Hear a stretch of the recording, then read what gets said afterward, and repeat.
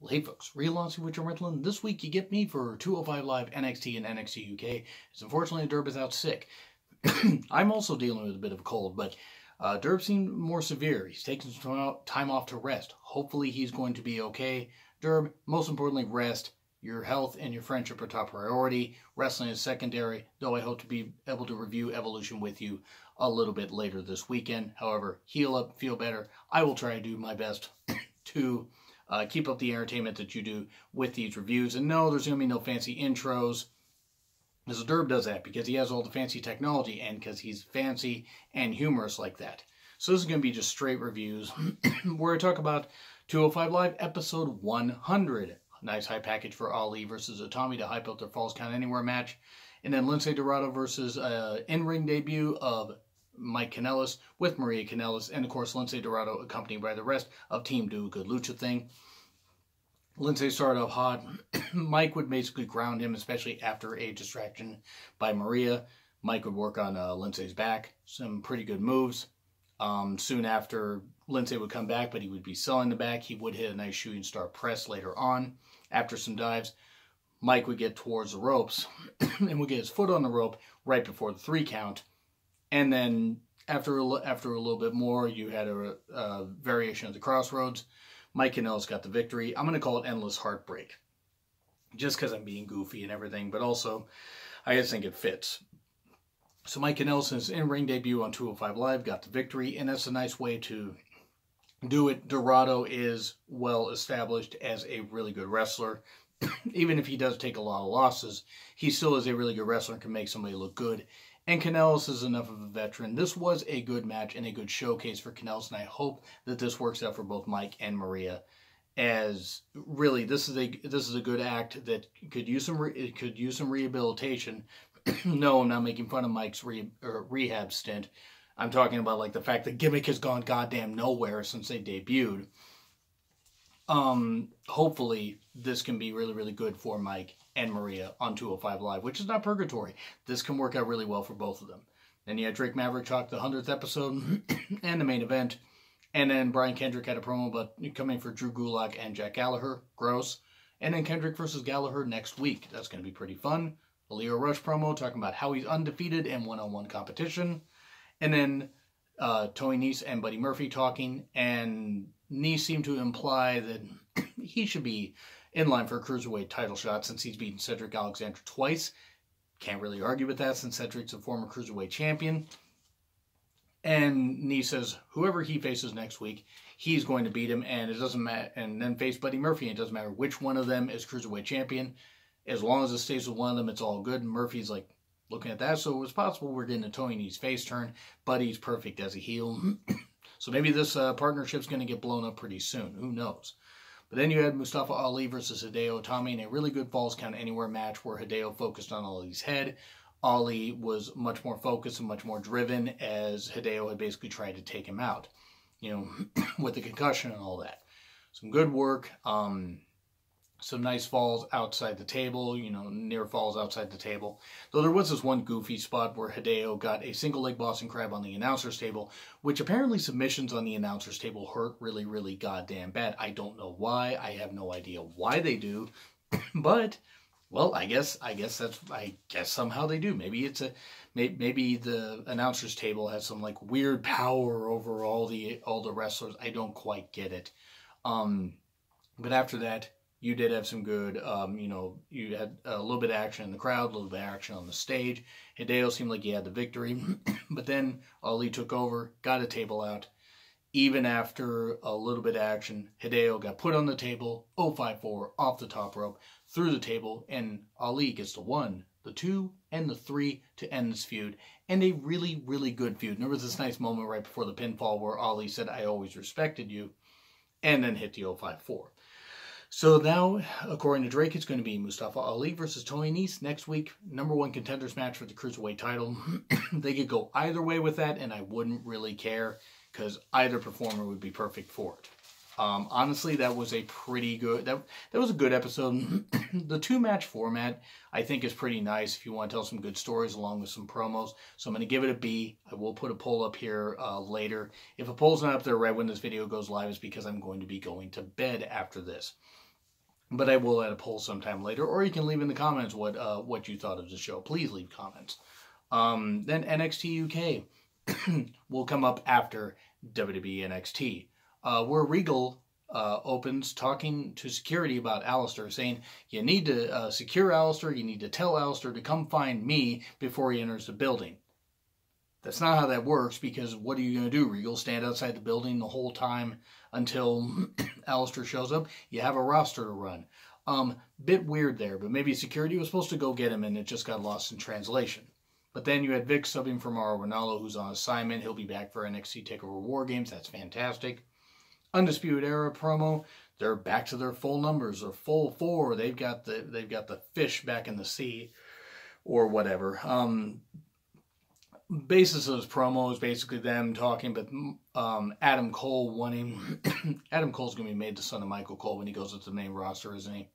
Dear God, help us all. Adam Cole, bye-bye, wants to face off against Ricochet in a one-on-one match for his North American title. He wants his rematch, even though he lost in the 3-way match, but he wasn't pinned. That one with Pete Dunne, which was flat-out ridiculous. It was a great match. But instead of getting Ricochet coming out, suddenly EC3's music hits, and EC3 is wearing this weird, fake fur vest thing that I don't exactly quite understand. But he says, you don't deserve another shot at the North American title. You lost. You may have not taken the pin, but you couldn't get the job done. Had a little more jaw-jacking back and forth, and then had a match. Okay, I guess they're just making the matches all of a sudden. So, with all of Undisputed Era out there, EC3 still put on a good performance, taking down Adam Cole. Did hit Adam Cole into the apron, which is the hardest part of the ring, but then got hit with a kick. Cole took over for a bit, but every time he tried to get a pinfall, EC3 would just kick out after one, which was very, very odd. I don't know if the story was that Cole was not big enough to keep the bigger EC3 down, or what the deal was. It was very, very odd. I mean, it didn't happen a ton of times, but it happened enough where I'm like, that's a bit unusual. And Undisputed Era, of course, made their presence known by trying to distract EC3, even after EC3 made his comeback. But EC3 got the shocking roll of victory for the 1, 2, 3, and he has pinned Adam Cole. Bye. But EC3 gets attacked outside, outside the ring. After getting the victory, gets laid out on the stage by Adam Cole, and then chair to the knee by Bobby Fish. So, oh no, EC3's knee is hurt. I don't know what the deal exactly is. I don't know if it's just an injury angle to write him off TV for a little bit, or to show the dominance of the Undisputed Era because they're back at full strength. Who knows? EC3 probably should be a heel pretty soon, even though he's really over. A heel role might be suited better for him, or better suited for him. But anyway, yep, so there we go. Then we have a Mia Yim vignette to hype up her match, where she's going to face off against Aaliyah, who has about her 15th theme since she's made her NXT TV debut. It's very odd. Aaliyah had a couple moves that she got in, but mainly it was a showcase for Mia. She came back, hit some good moves, hit soul food, got the victory. Good stuff. It was what it was. And it was a well done, way to hype up, Mia's NXT TV debut as an official member of the roster, because she did face off against Charlotte like 4 years before this, but she wasn't under contract then. And then Regal is talking backstage with Kathy Kelly, and it's always good to see Kathy Kelly on TV. But then Undisputed Era shows up and is upset at Regal. They always seem to be upset at Regal. Well, did you see what EC3 did? This kind of stuff, and he said to Bobby Fish, so you attack EC3, and wait a second, you interfered in that tag title match last week. You're going to team up with Adam Cole to face off against the War Raiders next week. And it's to hype up more stuff, because they keep planting seeds about what's going to happen on the War Games card. I know what the main event of War Games is going to be. I know what the War Games match is going to be. I'm not going to spoil it here. Please do not spoil it. Even though it should be pretty obvious to figure out if you, watch NXT TV regularly at all. Please don't spoil it in the comments, though. And then you had Lacey Evans' vignette, which was really cool. Lacey Evans is a big star. I can't wait to see what she does in the future. She has a really good moveset, really good look. I mean, she is beautiful. She is. But she has the beauty and the ability package. And you can tell as a former Marine, she has that discipline built into her. And she is really good. And I mean, as a great heel, she is going to go as far as the company should let her go very far. She is very good.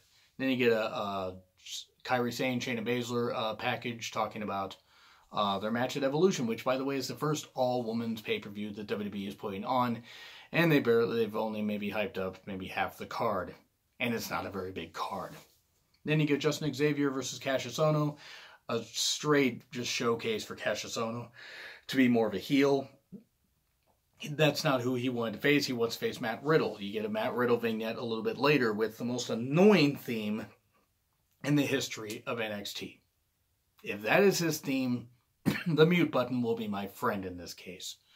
All through this entire show, though, you got Nikki Cross. She was earlier with the security guard saying, he's coming, he's coming, he's coming, hopping up and down and everything.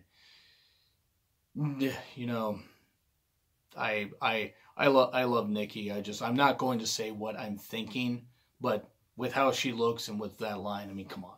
What do you think? What kind of joke do you think I'm making? But Cassius Ohno ends up laying out this Justin Xavier guy. Justin Xavier got in a couple moves, but it was an big elbow, knockout elbow. Nikki's on stage yelling, he's coming, he's coming. It's Alistair, obviously. Matt Riddle vignette is making his debut next week. And then William Regal has a War Games announcement. And Tommaso Ciampa appears because this is going to be about the NXT Championship. Ciampa kind of runs down Regal a bit. Velveteen Dreams music hits. And he's talking to Ciampa, saying, Ciampa, you know, you should face me, basically is what he's saying. Lars Sullivan shows up.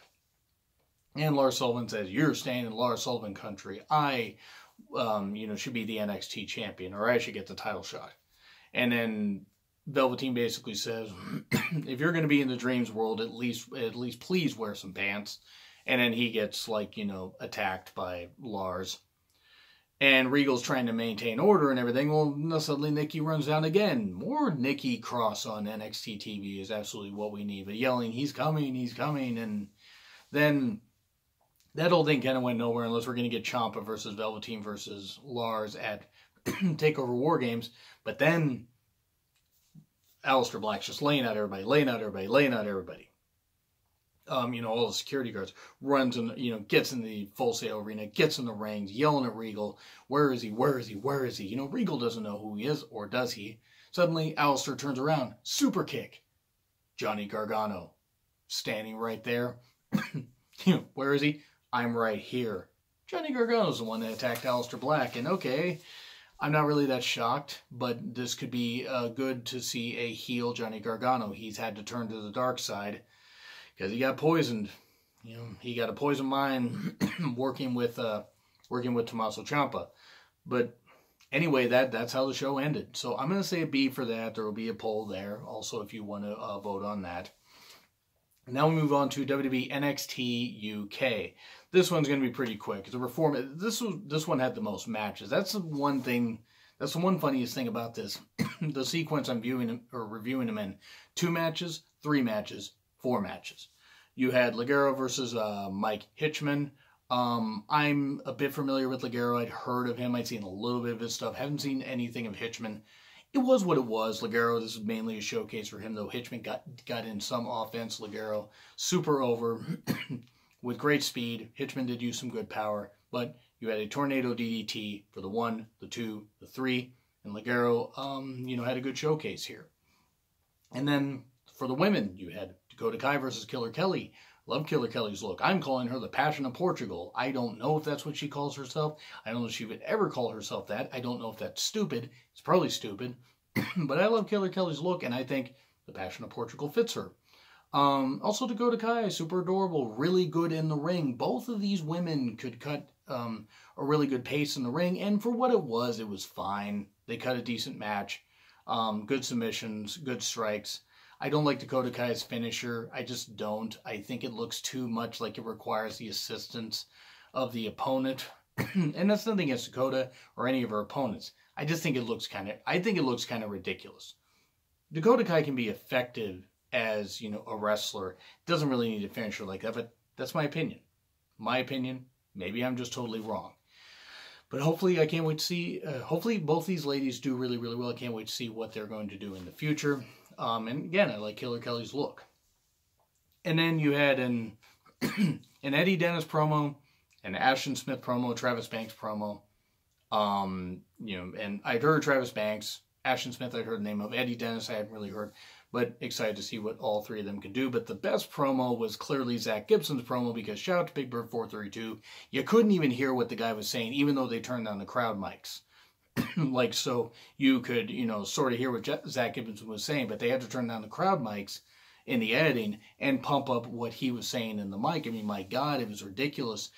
Boil it down, he said that a fresh Zach Gibson would have beat a fresh Pete Dunne, because Zach Gibson had to fight through 3 guys to get the right to face off against Pete Dunne for the UK title on the recent UK Championship special that they did. God, it was back a few months ago, I think. But then Zach Gibson starts running down Noam Dar, saying Noam Dar couldn't get the job done. And that led to Noam Dar coming down. They were going to have a scrap and everything. I encourage you guys to check this out, because really, I can't do the crowd reaction justice. Even muted, it was awesome. It was absolutely awesome how they just took it over. I don't know what the deal with Zach Gibson is. I am not as familiar with the British UK, or the British wrestling scene, but my God, Zach Gibson was just so fucking hated.